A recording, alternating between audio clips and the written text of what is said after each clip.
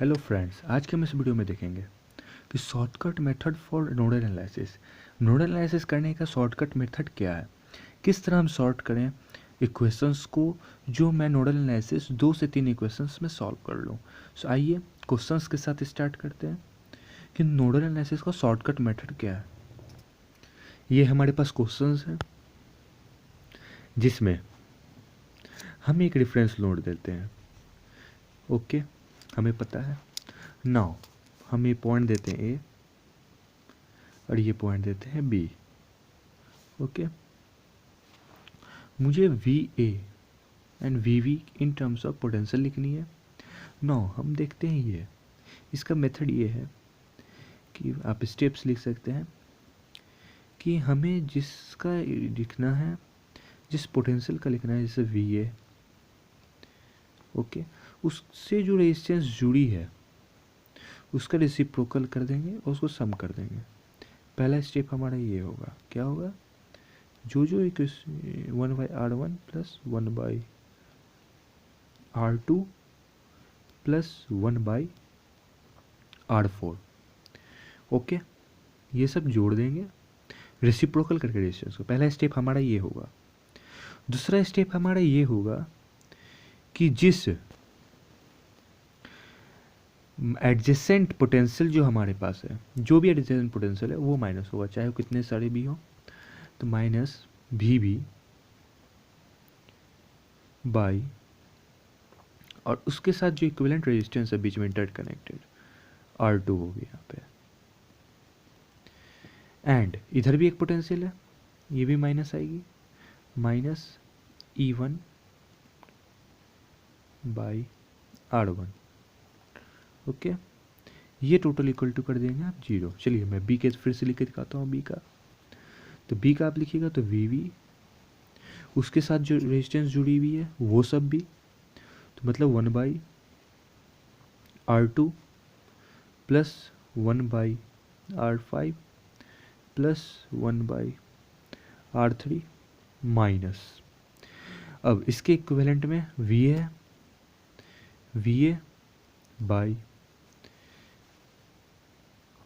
R2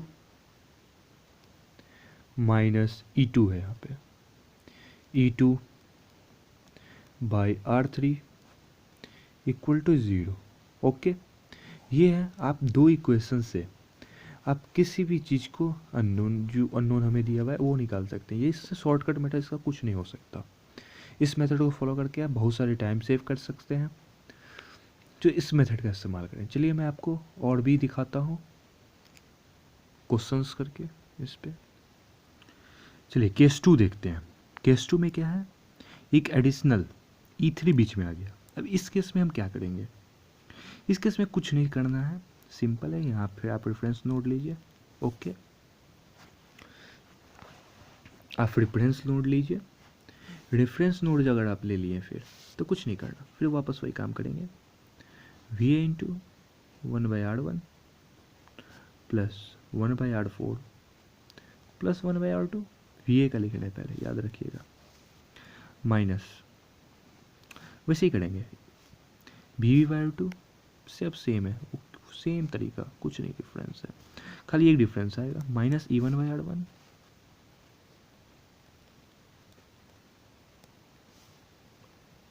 एक ये difference आएगा। अगर हम इस तरफ से इस तरफ जाएंगे तो हम पॉजिटिव की तरफ से निकल रहे, तो यहाँ पे आएगा एडिशनल प्लस में E3/R2, ये एक डिफरेंस खाली आएगा और कुछ डिफरेंस नहीं आएगा। चलिए दूसरा हम देखते हैं, बी का लिखते हैं। इसको नहीं माने कुछ, इसको कुछ मान लेते हैं R5। ओके, तो 1/R2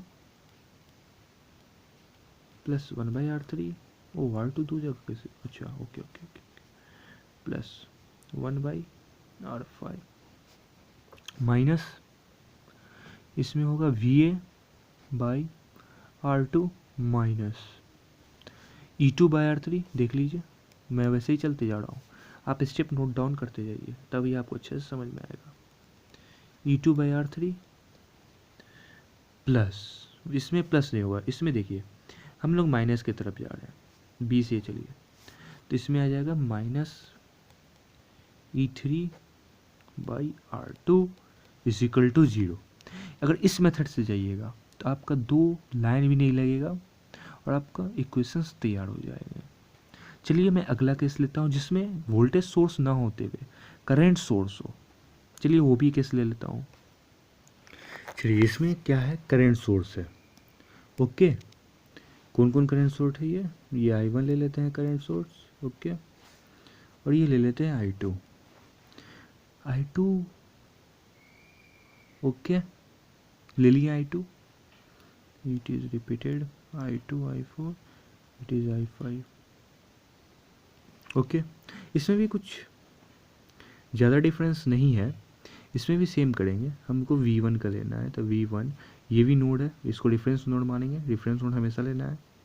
इनटू वैसे ही रेसिप्रोकल करेंगे रेजिस्टेंस का 1/R1 प्लस 1/R3, कुछ नहीं है बस सेम है, -V2/R3 वैसे ही कट रहा है अच्छे से, मतलब एडजेसेंट पोटेंशियल बाई R3। इसमें एक एडिशनल आएगा, अगर 1 में करंट आ रहा है तो इक्वल टू में प्लस का I1 लिखाएगा। अगर इसको लिख लीजिएगा, अगर करंट जा रहा है तो माइनस का, अगर यहीं करंट ऐसे जाता रहता तो यहाँ माइनस आ जाता, लेकिन इसे करंट आ रहा है नोड में, ध्यान दीजिएगा ये पॉइंट नोट करने वाली है। तो यहाँ प्लस आएगा, जैसे हम V2 का लेकर दिखाते हैं आपको। V2 इसमें कौन कौन आ रहा है, 1/R2 plus 1/R3, 1/R2 plus 1/R adjacent. वैसे भी हम नोड जानते हैं, यहाँ पे 2 से 3 यहाँ पे आके मिलते हैं, वही होता है माइनस V1 ये एकदम शॉर्ट ट्रिक है, इसको आप प्रैक्टिस में लाएं। V1/R3 आएगी, यहाँ से करंट निकल रही है आप देख सकते हैं, तो यहाँ आ जाएगी -I2। ओके फ्रेंड्स, सो आप ये ट्रिक्स, इस शॉर्ट इक्वेशंस को आप यूज कर सकते हैं, ये एक तरीका है, इसको आप यूज़ करके आप डिफरेंट नोडल एनालिसिस का क्वेश्चंस सॉल्व कर सकते हैं। ओके फ्रेंड्स, अगला फिर से हम आएंगे अगला वीडियो लेके और अगले शॉर्ट ट्रिक्स बताएंगे आपको डिफरेंट थ्योरम्स के। ओके फ्रेंड्स, आज के लिए इतना ही, गुड बाय।